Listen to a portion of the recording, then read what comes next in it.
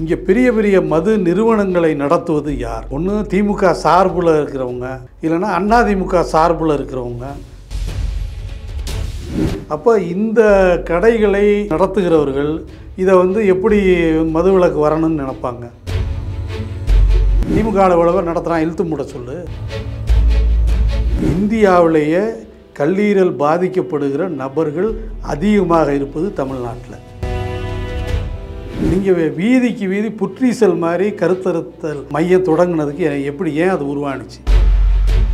அந்த கருத்தரித்தல் மையத்துக்கு வருபவர்கள் 90% பேர் போதைக்கு ஆட்பட்டவர்களாக இருக்கிறாங்க. அப்போ இதுக்கு அரசாங்கம் பதில் சொல்லணும். மக்களுடைய நலனை பற்றி கவலைப்படுகிற அரசு என்பது எனக்கு தெரிந்து கடந்த 50 ஆண்டு காலத்தில் இல்லை. கூட்டணி என்பது தேர்தலோடு முடிந்து விட்டது. 5 ஆண்டு காலமும் இவர்களை தூக்கி சுமக்க வேண்டிய அவசியம் கூட்டணி கட்சிகளுக்கு இல்லை. இங்கே நீ காலம் முழுக்க நான் கூட்டணி சேர்ந்துட்டேன், எனக்கு அடிமையாக இருக்கணும் அப்படின்னு சொன்னால் அது எந்த விதத்தில் நியாயம்? ஒரு 2 ஆண்டு காலம் இது நிறுத்தப்பட்டிருந்துச்சுல. இங்கே கொரோனா காலத்தில் தமிழ்நாடு மிக குறைவான கன்சியூமர் தான் இருந்தான். அந்த மதுவுக்கு குடிக்கிறவன் ரொம்ப கம்மியாகிட்டான். அது எப்படி சாத்தியமானது? அப்போ இவன் பழகிட்டான்னு சொல்கிறதும் பொய். அப்போ கொரோனா காலத்தில் சாத்தியப்பட்டது ஏன் இப்பொழுது சாத்தியப்படாது?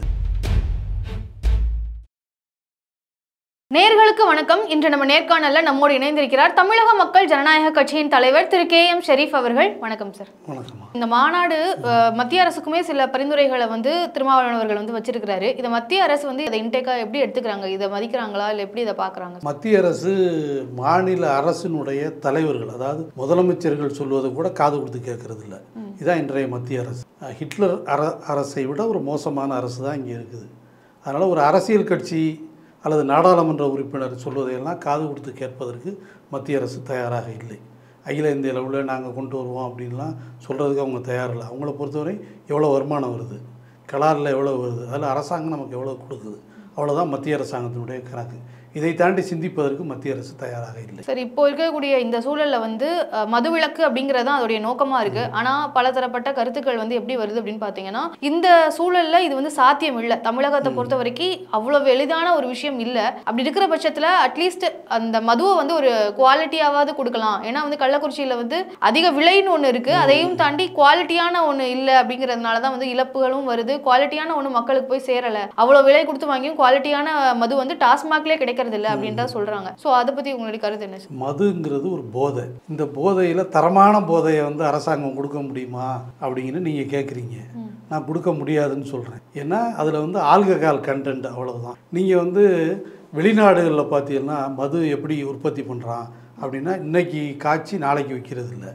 பல மது வகைகள் 50 வருஷம் 60 வருஷமெல்லாம் பூமிக்கு அடியில் புதைச்சி வச்சு, அல்லது நல்ல உயர் ரக பழங்களை எடுத்து, இப்போ பார்த்தீங்கன்னா முந்திரி பழத்துலேருந்து திராட்சை பழத்துலேருந்து அதிகபட்ச மது உற்பத்தி செய்யப்படுது. இந்த ஜின்னுன்னு சொல்கிறோம்ல, அது நான் குடிக்கிற ஆள் இல்லை, இருந்தாலும் நான் தெரிஞ்சுக்கிட்டதில் சொல்கிறேன். முந்திரி பழத்துலேருந்து எடுக்கப்படுது. திராட்சையிலேருந்து விஸ்கி, பிராந்தி, ரம் முதற்கொண்டு திராட்சை அதிகபட்சம் அதனுடைய மூலப்பொருள். இதெல்லாம் மிக சுத்தமாக இதுக்குன்னே பயிரிடுவதற்கு பெரிய பெரிய நிறுவனங்கள் தயார் பண்ணி கொடுக்குறான். திராட்சை உங்களுக்கு இந்த மது நிறுவனத்துக்கு எத்தனை 1000 டன் வேணும், நான் திராட்சையை கொடுக்குறேன்னு சொல்லி. ஆனால் தமிழ்நாட்டில் இருக்கிற எந்த நிறுவனங்களும் பழத்தில் இருந்தோ அல்லது வேறு இதில் இருந்தோ இந்த மது வகைகளை உற்பத்தி செய்வது இல்லை. அவங்க ஸ்டோரேஜ் பண்ணி அதை எடுக்கிறதும் இல்லை. நீங்கள் முழுமையான ஆல்கஹால் கண்டென்ட் தான். நீங்கள் 20%லேருந்து 25%, 30%. அப்போ வெறும் ஆல்கஹால் மட்டுமே இங்கே உள்ள மக்களுக்கு கொடுக்கப்படுது. அதனால் இதில் நல்ல மது மோசமான மதுங்கிறதுக்கெல்லாம் இங்கே வேலையே இல்லை. அதை தயார் பண்ணுறதுக்கான இந்த ப்ராசஸிங் சிஸ்டம் தமிழ்நாட்டில் எந்த நிறுவனத்துலேயும் கிடையாது.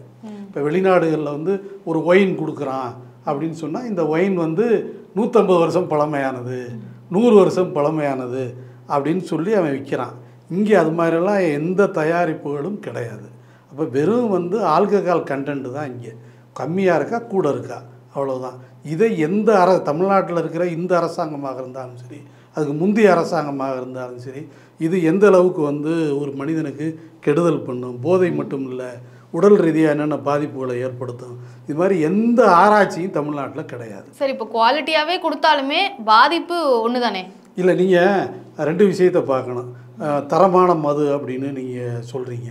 அப்போ இங்கே வந்து ஆல்கஹால் கண்டென்ட் தான். நீங்கள் இவன் வந்து வெறும் ஆல்கஹாலை மட்டும்தான் இங்கே உள்ளவன் பார்க்குறான். இப்போ வெளிநாட்டில் வந்து பார்த்தீங்கன்னா அதில் என்னென்ன ஆல்கஹால் தாண்டி அதில் வந்து இவனுக்கு வந்து நுரையீரல் அரிக்காமல் இருக்கிறதுக்கு அல்லது கல்லீரல் அரிக்காமல் இருக்கணும், இதெல்லாம் அவன் டெஸ்ட்டு பண்ணுறான். இங்கே அப்படியெல்லாம் எந்த இதுவும் கிடையாது.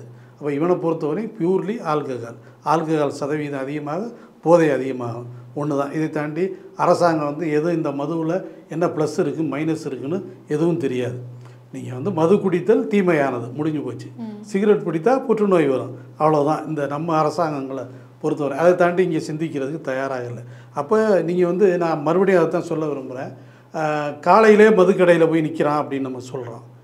ஒரு 2 ஆண்டு காலம் இது நிறுத்தப்பட்டிருந்துச்சுல. நீங்கள் கொரோனா காலத்தில் 2 வருஷம் இவன் விடிய காலம் எந்திரிச்சு போகலை. 11 மணிக்கு சாராய கடை திறக்கிறாங்கன்னா நாளே போய் படுத்து கிடக்கலை, பார்காரன் வாங்கி வச்சுக்கிட்டு கொடுக்கலை.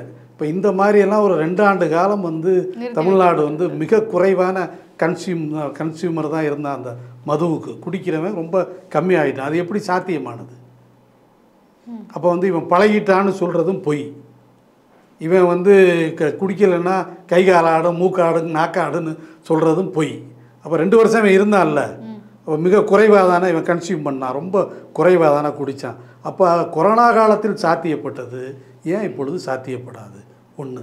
இன்னொன்று, அரசாங்கத்தை பொறுத்தவரை லாபம் என்பது மட்டும்தான் அரசாங்கத்துடைய நோக்கமாக இருக்கிறது. அதெல்லாம் இல்லை. நீங்கள் இங்கே வந்து பார்த்தீங்கன்னா ஒரு சின்ன உதாரணம் சொல்கிறேன். இப்போ வந்து இந்த கல்லீரல் பிரச்சனை, இந்தியாவிலேயே கல்லீரல் பாதிக்கப்படுகிற நபர்கள் அதிகமாக இருப்பது தமிழ்நாட்டில். இதை பற்றி தமிழ்நாடு அரசாங்கம் கவலைப்படுதா? இல்லை. நீங்கள் வந்து ஒரு நேரத்தில் வந்து பிள்ளைய பெற்றுக்காதன்னு பிரச்சாரம் பண்ணோம். ஏண்டா 16 பிள்ளை பெக்கிறீங்க, 15 பிள்ளை? எங்கள் வீட்டுக்கு பக்கத்தில் ஒரு வயசானம்மா சமீபத்தில் தான் இறந்து போணுச்சு, 100 வயசில் இறந்து போணுச்சு. அதுக்கு 16 பிள்ளைங்க. அதோட பேரனுக்கு ஒத்த பிள்ளை கூட இல்லை. 16 பிள்ளைகள் அந்த அம்மா பெற்றுச்சு. அதோட பேரன் இந்த ஃபெர்டிலைட்டர் இது அந்த அந்த அதாவது கருத்தரித்தல் மையம், அந்த மையத்துக்கு அவருடைய மனைவியை கூட்டிகிட்டு தெருவாக தெரிகிறாரு. அப்போ நீங்கள் அன்னைக்கு இருந்த சூழல் என்ன, இன்னைக்கு இருக்கிற சூழல் என்ன, இதுக்கு என்ன காரணம்? நீங்கள் வீதிக்கு வீதி புற்றீசல் மாதிரி கருத்தரு மையம் தொடங்கினதுக்கு எப்படி, ஏன் அது உருவானுச்சு? அப்போ அதில் 90% பேர் போதைக்கு ஆட்பட்டவர்களாக இருக்கிறாங்க. அந்த கருத்தரித்தல் மையத்துக்கு வருபவர்கள் 10% தான் வந்து அதற்கு நார்மலாக இருக்கிற மனிதர்கள் அங்கே போகிறாங்க. 90% பேர் இந்த குடிக்கு அடிக்ட் ஆனவன் மனைவியை கூட்டிகிட்டு அங்கே போகிறான். அப்போ இதுக்கான காரணம் என்ன? அரசு ஆராயணுமா இல்லையா? அப்போ ஒரு குடிக்கு ஆளானவனால குழந்தை வந்து சந்ததி வந்து மரபணு பாதிக்குதுன்னு சொல்கிறாங்க விஞ்ஞானிகள். வந்து அடிக்ட் ஆனவன் பெண்கள் வந்து குடிக்காதன்னு சொல்கிறதுக்கு, மருத்துவர்கள் குடிக்காதன்னு சொல்கிறதுக்கு கர்ப்ப காலத்தில் அதான் காரணம். கர்ப்பத்துக்கு பாதிப்பு ஏற்படும், மரபணு பாதிப்பு ஏற்படும்னு சொல்லி. இதையெல்லாம் இந்த அரசாங்கத்துக்கு தெரியுமா தெரியாதா? அப்போ எதை பற்றியுமே கவலைப்படாமல் அரசாங்கமும் அரசாங்கத்தை நடத்துபவர்களும் இந்த மதுவை வைத்து கொள்ளையடிப்பதை மட்டுமே அவங்க வந்து அந்த சிந்தனையில் வச்சுருந்தாங்கன்னா இந்த மக்களுடைய எதிர்காலங்கிறது என்ன ஆகிறது?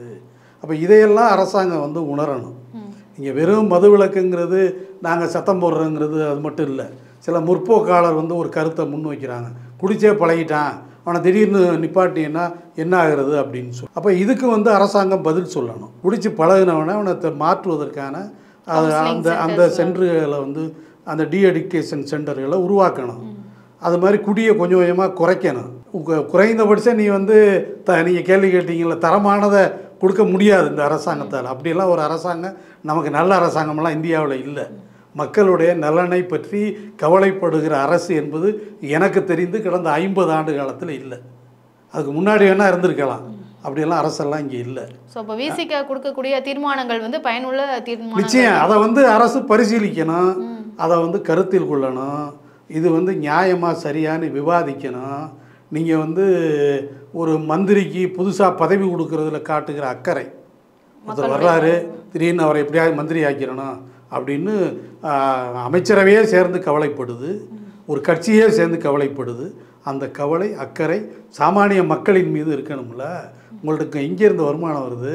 அதுலேருந்து தானே நீங்கள் எடுத்து எல்லாம் செலவு பண்ணிக்கிறீங்க. அதுலேருந்து தானே இந்த வந்து அரசு ஆட்டம் போடுது அப்படின்னு கூட சொல்லலாம்.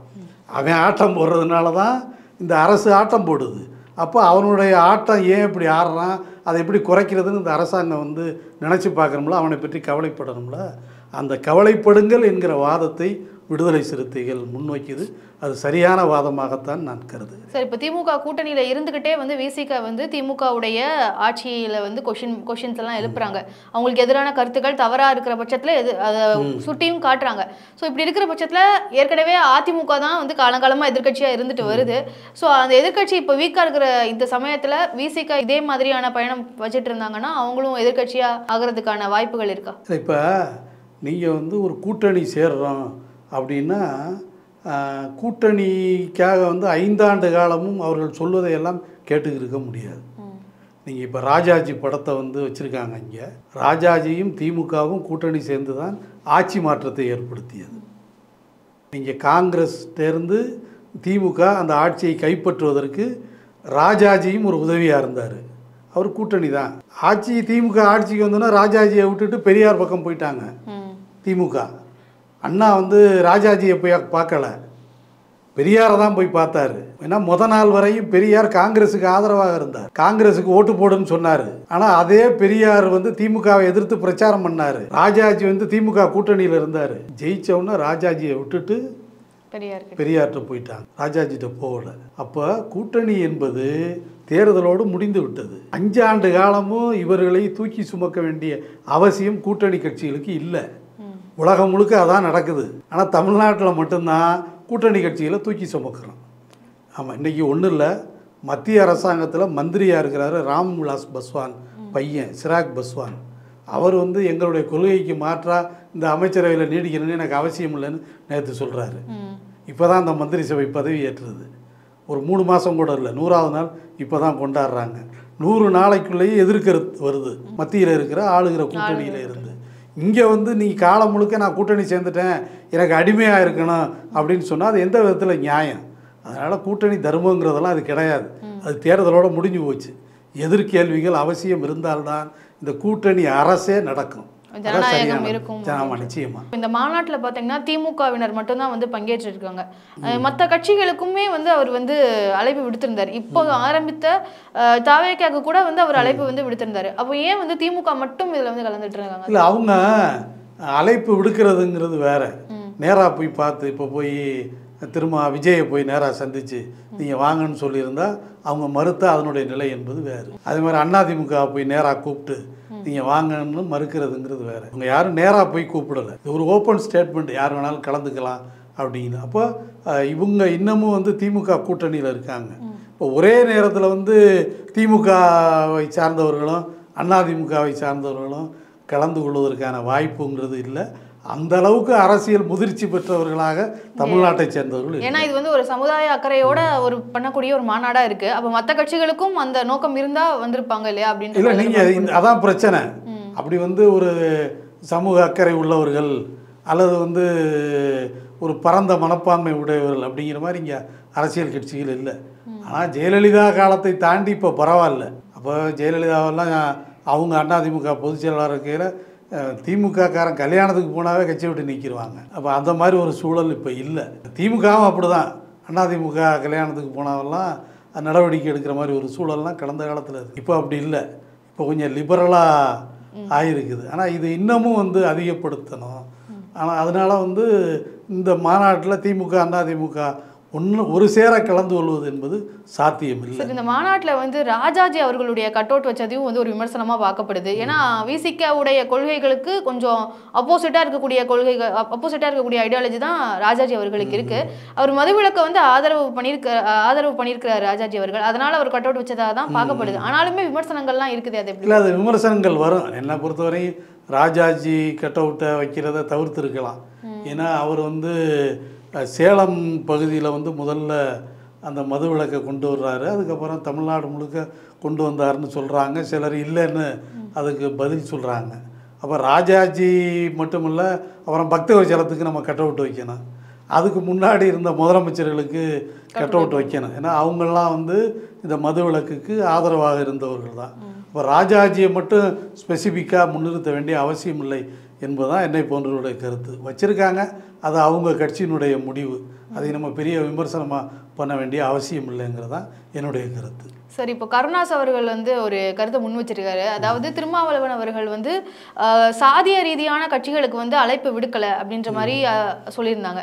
ஸோ இப்போ அன்புமணி ராமதாஸ் அவர்கள்லாம் வந்து அவருடைய கட்சிக்கெல்லாம் அழைப்பு போகலை, ஏன்னா அது சாதிய ரீதியான கட்சி அப்படின்ற மாதிரி அவரே குறிப்பிட்டுட்டு, அப்போ விசிகா மட்டும் எந்த மாதிரியான கட்சி? திமுக கூட்டணிக்கு முன்னாடி அதுவும் சாதிய ரீதியான கட்சி தானே அப்படின்ற மாதிரி ஒரு கேள்வி வச்சிருக்கிறாரு. ஒரு விஷயத்தை நம்ம பார்க்கலாம். அதாவது விசிகாவுக்கும் பாமகவுக்கும் விசிகாவுக்கும் கருணாஸ் கட்சிக்கும் உள்ள வித்தியாசம் அடிக்கிறவனுக்கும் அடி வாங்குறவனுக்குமான வித்தியாசம். அடி வாங்குறவனுடைய மனோநிலை என்பது வேறு, அடித்தவனுடைய மனோநிலை என்பது வேறு. திருமாவை பொறுத்தவரை அடி வாங்குறவருக்கான அடி வாங்கியவர்களுக்கான ஒரு அரசியல் அமைப்பை நடத்துகிறார். அப்போ இங்கே வந்து தான் அடிபடுறோம், தனக்கான விடுதலை வேணும் அப்படின்னு ஒரு கட்சி நடத்துறது என்பது வேறு, அடித்தவர்கள் இணைந்து ஒரு அரசியல் கட்சிங்கிறது வேறு. அந்த வகையில் நான் என்ன பார்க்குறேன்னா, திரும்ப வந்து ஏன்னா பாமகவை கூப்பிட்டா பாமக எப்படி பங்கு பெறும்? அதில் அதுக்கான சாத்தியங்கிறது இல்லை. அல்லது வேறு அமைப்புகளை, சமூக அமைப்புகளை, சாதி அமைப்புகளை கூப்பிட்டா அவங்க எப்படி இதில் பங்கு பெறுவாங்க? அது வந்து அதுக்கான சாத்தியங்கிறது குறைவு. அதனால் திரும்ப அவருடைய கட்சி மாநாடு, அந்த மாநாட்டில் எல்லாரும் பங்கு பெறுங்கள் அப்படின்னு சொல்கிறது வந்து ஒரு சாதாரண, அதான் எப்படி சொல்கிறதுன்னா, ஒரு பெரிய பரந்துபட்ட எல்லாரும் வாங்க அப்படிங்கிறத தாண்டி குறிப்பிட்ட எங்களுக்கு ஆதரவாக இருக்கிறவங்க வாங்க அப்படிங்கிறதுக்கு ரெண்டுக்கும் வித்தியாசம் இருக்குது. இவர்கள் எல்லோரும் அந்த கருணாஸ் போன்றவர்கள் திமுக அணியை ஆதரிப்பவர்களாக இருந்தாலும் கூட அதுக்கான வாய்ப்புகள், அவர்களே அழைத்து நடத்துவதற்கான வாய்ப்புகள் குறைவு தான் என்னை பொறுத்தவரையும். ஆனால் திரும்ப ஒரு விஷயத்தை சொல்லியிருக்காரு, சாதி கட்சிகள், மத ரீதியான அரசியல் கட்சிகளை நாங்கள் அழைக்க மாட்டோம் அப்படின்னு சொல்லி. ஆனால் அதை தாண்டி எல்லா மக்களுக்குமான தலைவராக பரிணமிக்க வேண்டும் திருமா அப்படிங்கிறது தான் என்னை போன்றவருடைய கருத்து. அதனால் அவர் இந்த மாதிரி கொள்கை வைத்திருந்தாலும் கூட சில விஷயங்களில் இவர்களையும் இணைத்து கொண்டு சில வேலைகளை செய்தால் அவர் இன்னமும் அதிக தூரத்தை கடக்கலாம் என்பது என்னுடைய கருத்து. இப்போ இருக்கக்கூடிய சூழலில் பார்த்தீங்கன்னா கவர்மெண்ட் ஆஃபீஸஸ்க்கோ இல்லைன்னா ஸ்கூல் காலேஜுக்கெல்லாம் விடுமுறைகள் வந்து கூட ஈஸியாக விட்டுறாங்க. ஆனால் டாஸ்மாக்கு லீவு அப்படிங்கிறது ரொம்பவே வருடத்துக்கு ரொம்ப அரிதாக தான் லீவே விடுறாங்க. அப்படி பார்த்தீங்கன்னா அவருடைய பரிந்துரையாக என்ன இருக்குது அப்படின்னு பார்த்தீங்கன்னா, மதுவிலக்குக்கு போராளியாக இருந்த சசி பெருமாள் அவர்களுடைய நினைவு நாள் அன்னைக்கு வந்து டாஸ்மாக்கு வந்து விடுமுறை அளிக்கணும் அப்படின்ற மாதிரி சொல்லியிருக்கிறாரு. இது சாத்தியமா சார்? ஏன்னா அதுவுமே ஒரு பெரிய ஈஸியாக அப்படி விட மாட்டாங்க இல்லையா? அதனால காந்தி ஜெயந்தி நேற்று அக்டோபர் 2. எப்போதுமே வந்து காந்தி ஜெயந்திக்கு மதுக்கடைகள் மூடப்படும். இந்த ஆண்டு என்ன நடந்திருக்குன்னா, இப்போ கணக்கு இன்னைக்கு வந்திருக்கு பத்திரிகையில், காந்தி ஜெயந்திக்கு சேர்த்து முதல் நாள் விற்றுருக்குன்னு சொல்கிறாங்க. அப்போ இதுதான் இந்த மக்களுடைய மனநிலையாக இருக்குது. நீங்கள் இன்னமும் இந்த விஷயத்தை வந்து கடுமைப்படுத்தாவிட்டால் நீங்கள் வந்து இந்த எண்ணிக்கை அதிகரிச்சுக்கிட்டே போகும். அதனால் வந்து சசி பெருமாள் அவருடைய நினைவு நாளுக்கோ பிறந்த நாளுக்கோ கடை சாத்தணும் என்பதை தாண்டி ஒட்டுமொத்தமாக கடையை சாத்தணுங்கிறது தான் நம்முடைய நோக்கமாக இருக்க முடியும். அரசு இப்போ என்ன கணக்கு பார்க்குதுன்னா, ஒரு நாள் கடை சாத்தினா நமக்கு என்ன லாஸ் அப்படின்னு பார்க்குது. இன்னொரு சிக்கல் என்னென்னா, இதில் வந்து அது திரும்பவும் வந்து அதை சொல்லணும், அதிமுகவும் சொல்லணும், எல்லா கட்சிகளும் இதை வந்து முன்னெடுக்கணும். இங்கே பெரிய பெரிய மது நிறுவனங்களை நடத்துவது யார்? ஒன்று திமுக சார்பில் இருக்கிறவங்க, அந்த நிர்வாகிகள் இந்த நிறுவனங்களை நடத்துகிறாங்க. இல்லைன்னா அதிமுக சார்பில் இருக்கிறவங்க இந்த நிறுவனங்களை நடத்துகிறாங்க. அப்போ இந்த கடைகளை நடத்துகிறவர்கள் இதை வந்து எப்படி மதுவிலக்கு வரணும்னு நினைப்பாங்க? அவங்களுக்கு பாட்டில் எண்ணிக்கை அதிகமாக லாபம். அப்போ எவ்வளோக்கு எவ்வளோ விற்கிதோ ஒரு வியாபாரி சிந்தனை தானே அவங்களுக்கு வரும். முதல்ல வந்து இந்த அரசியலில் இருப்பவர்கள் இந்த நிறுவனங்களை நடத்துவதை வந்து அம்பலப்படுத்தணும். அதை திரும்பவும் செய்யணும்னு நான் விரும்புகிறேன். திமுகவில் நீங்கள் திமுககாரன் எத்தனை பேர் நடத்துகிறான், அதிமுககாரன் எத்தனை பேர் நடத்துகிறான், எம்பியாக இருக்கிறவன் யார் அந்த ஓனர்ஸு, அதை அம்பலப்படுத்தணுமா இல்லையா? அப்போ நான் அதை அம்பலப்படுத்தாமல் நான் வெறும் மாநாடு மட்டும் நடத்தி என்ன நடக்க போகுது? திமுகவில் இவ்வளோ பேர் நடத்துகிறான், இழுத்து மூட சொல்லு, அதிமுகவில் இவ்வளோ பேர் நடத்துகிறான், அதை க்ளோஸ் பண்ண சொல்லுங்கிற வாதத்தை முன்வைக்கணும்ல. அப்போ நீ வந்து வெறுந்தண்ணியை கலந்து இவ்வளோ லாபம் உனக்கு கிடைக்குது அப்படின்னா அது அரசியலில் தானே நீ முதலீடு பண்ண போகிற. வெளியில் வந்து மதுவிலக்கை பற்றி பேசுகிறோம், நானே கம்பெனி வச்சுருக்கேன்னா அது என்ன நியாயமாக இருக்க முடியும்? அதனால் இந்த அரசியல் கட்சிகள், அரசியல் பிரமுகர்கள் நடத்துகிற நிறுவனங்களை இழுத்து மூடணும் அப்படிங்கிற கோரிக்கையை திரும்ப வைக்கணும்னு நான் விரும்புகிறேன். ஓகே சார், மதுவிலக்கு மாநாடு குறித்து பல கருத்துக்களை எங்ககிட்ட பகிர்ந்துக்கிட்டதுக்கு ரொம்ப நன்றி. நன்றி நன்றி நன்றி.